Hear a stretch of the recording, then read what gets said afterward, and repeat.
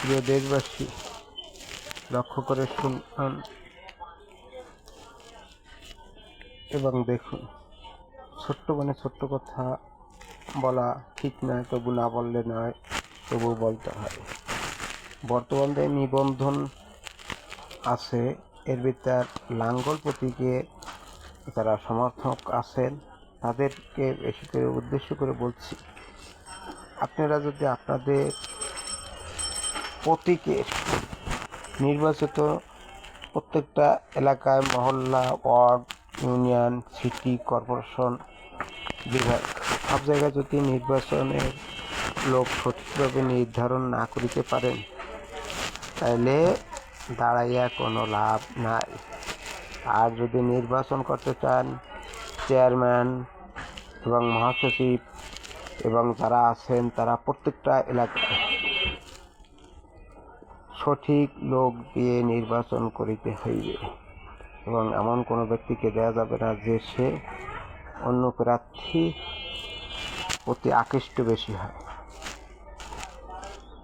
আর নিবন্ধন ছাড়া যাদের বাতিল হয়েছে তাদের এলাকায়ও এমন কাউকে দেওয়া যাবে না যে তাতে ক্ষতি হয়। যেখানে যাকে দিলে ভালো হয় তাকে সেখানে দিতে হবে।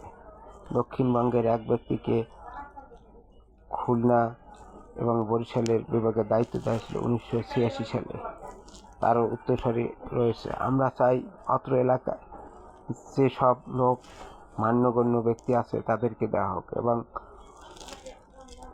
চেয়ারম্যানের হুসাইন মোহাম্মদ এরশাদের লাঙ্গল মার্কা যা কি দিবে তা কি আমরা সবাই মেনে নেব এবং এমন কোনো ব্যক্তিকে দেওয়া না হোক যে তাকে কেউ চেনে না। এবং লাঙ্গল মার্কা যা কি দেওয়া হবে তার প্রতি সবাই একত্রিত হয়ে কাজ করবে এবং কাজে কাজ মিলিয়ে, এবং সেসব এলাকায় নাঙ্গলই জিতবে। নাঙ্গল কার অপেক্ষায় করা লাগবে না। নাঙ্গল আল্লাহর রহমত একাই 100 এবং নাঙ্গল জিতবি। ভুল করলে গুল খেতে হবে।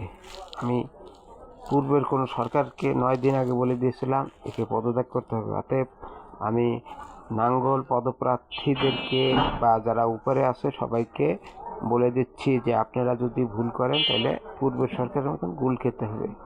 অতএব এখনই সিদ্ধান্ত নিয়ে অত্র এলাকার প্রত্যেকটা বাংলাদেশের 64টা জেলায় এবং 300 আসনের সিটের প্রত্যেকের সাথে যোগাযোগ করে এটার সমাধান করুন। নয়তুবা যেরম কর্ম যেরমের কর্ম করবেন তেমন ফল পাইবেন না। লাঙ্গল দীর্ঘজীবী হোক, আল্লাহর সহায় হোক। ধন্যবাদ সবাইকে, ধন্যবাদ দেশে, এবং রাহাজানি, খুন, ধর্ষণ এ থেকে বিরত হোক দেশবাসী। ধন্যবাদ।